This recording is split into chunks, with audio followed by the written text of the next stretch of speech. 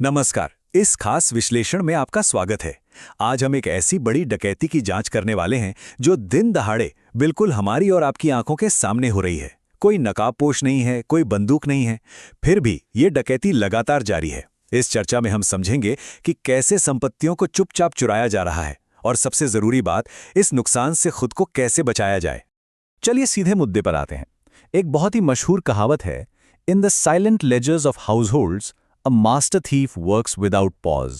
यानी घरों के शांत खातों में एक शातिर चोर बिना रुके अपना काम कर रहा है। ये कोई आम चोर नहीं है, ये कोई सुराग नहीं छोड़ता, कोई अलार्म नहीं बजता। लेकिन सोचिए, जब परिवार गहरी नींद में सो रहे होते हैं तब भी ये चुपचाप उनकी मेहनत की कमाई और वॉलेट्स को खाली कर रहा होता है। डरावना है ना? भाग 1, अदृश्य चोर से मिलें। तो चलिए सबसे पहले इस अदृश्य दुश्मन की असली पहचान को उजागर करते हैं। आखिर ये मास्टरमाइंड है कौन?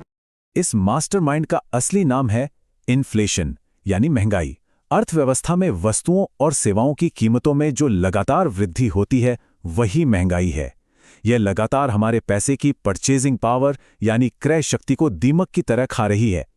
सेंट्रल बैंक्स को अक्सर लगता है कि थोड़ी बहुत महंगाई अर्थव्यवस्था के लिए एक अच्छे लुब्रिकेंट या तेल की तरह काम करती है, लेकिन आम बचतकर्ताओं के लिए ये एक छिपा हुआ और कभी न रुकने वाला टैक्स है। अब इस नंबर को देखिए, 4%। सुनने में ये कितना छोटा और बिल्कुल मासूम लगता है ना? ऐसा लगता है कि 4% की बेसलाइन महंगाई से क्या ही फर्क पड़ जाएगा। लेकिन कंपाउंडिंग की जबरदस्त ताकत को मत भूलिए। दशकों में यही 4% किसी भी परिवार की जीवन भर की संपत्ति को बहुत बड़े पैमाने पर नष्ट कर सकता है। ये धीमा जरूर है, लेकिन बेहद खतरनाक है। भाग 2, डकैती कैसे होती है। अब जब हमने इस दुश्मन को पहचान ही लिया है तो आइए समझते हैं कि ये डकैती असल में अंजाम कैसे दी जाती है। ये पूरी चोरी मुख्य रूप से 4 स्टेप्स में होती है।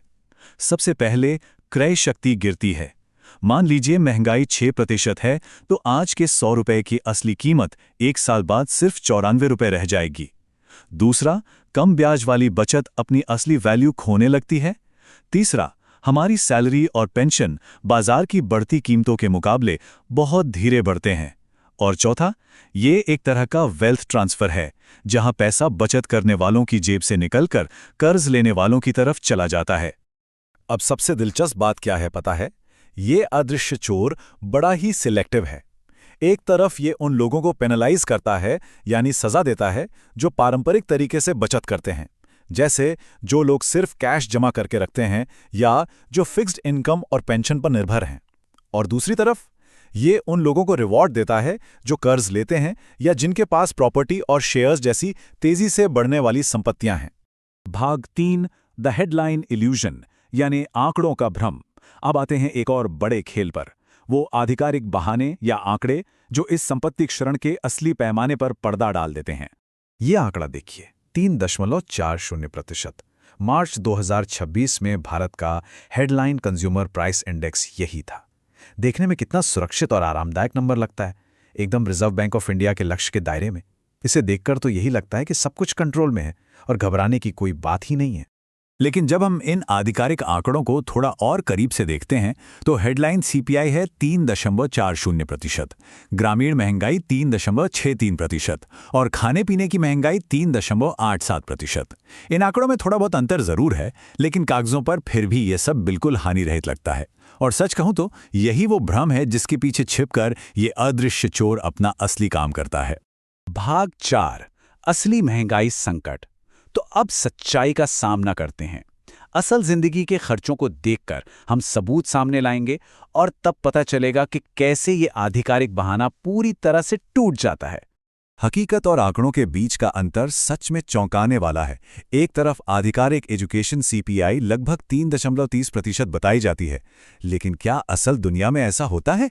बिल्कुल नहीं। प्राइवेट यूनिवर्सिटियों की फीस हर साल 8 से 12% या उससे भी ज्यादा की दर से बढ़ रही है।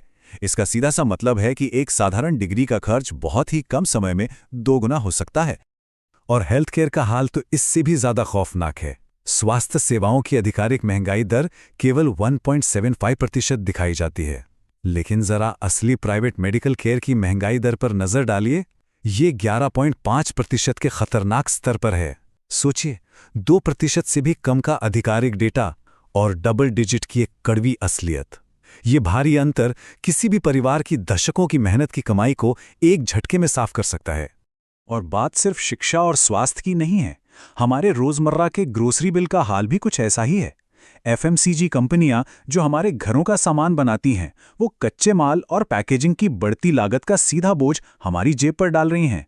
नतीजा, आम इस्तेमाल के सामानों पर लगातार 3 से 5% की मूल्य वृद्धि। सब कुछ महंगा हो रहा है। भाग 5, अदृश्य दुश्मन से बचाव।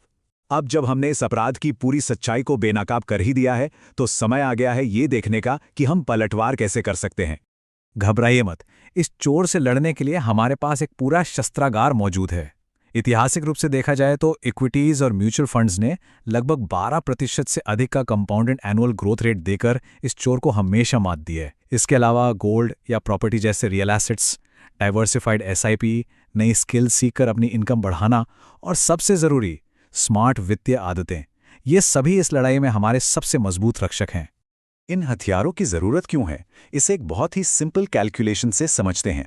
मान लीजिए आपका एक फिक्स डिपॉजिट आपको 6% का रिटर्न दे रहा है, लेकिन महंगाई 5% की दर से बढ़ रही है, तो टैक्स देने से पहले ही आपका असली यानी रियल रिटर्न सिर्फ 1% बचता है। सोचिए, ये साफ बताता है कि पैसे को कम ब्याज वाले कैश या साधारण एफडी में छोड़ देना आपके पोर्टफोलियो को कितना कमजोर बना देता है। लेकिन ध्यान रहे, यहाँ केवल जानकारी काफी नहीं है, अनुशासन की भी सख्त जरूरत है। कुछ बेहद जरूरी आदतें आपकी जमा पूंजी को बचा सकती हैं। बेकार पड़े कैश को कम से कम रखना, ज्यादा ब्याज वाले कर्जों को कंट्रोल करना, सख्ती से अपना बजट फॉलो करना और समय समय पर अपने पोर्टफोलियो का रिव्यू करना। बस यही वो तरीका है जिससे आप ये सुनिश्चित कर सकते हैं कि आपका पैसा उस अदृश्य चोर से कहीं ज्यादा तेजी से काम करे।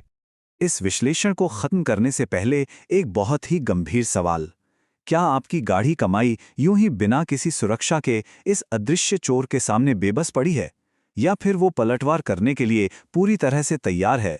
ये सही समय है अपने वित्तीय फैसलों पर गहराई से विचार करने का। खाली पड़े कैश से दूर हटिए और अपनी संपत्ति को बचाने के लिए आज ही एक मजबूत कदम उठाइए। ये विश्लेषण देखने के लिए बहुत बहुत धन्यवाद।